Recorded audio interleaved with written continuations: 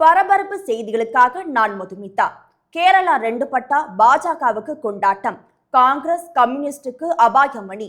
Allot ஆகலனா சிரமம்.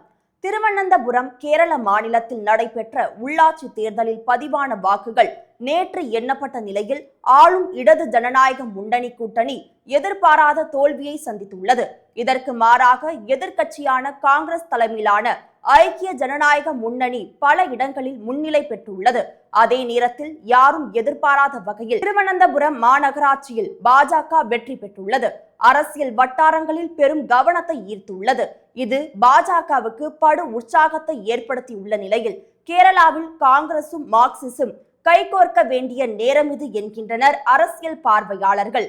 கேரளாவில் உள்ளாட்சி அமைப்புக்கான தேர்தல் கடந்த டிசம்பர் 9 மற்றும் 11 ஆகிய தேதிகளில் 2 கட்டங்களாக நடைபெற்றது.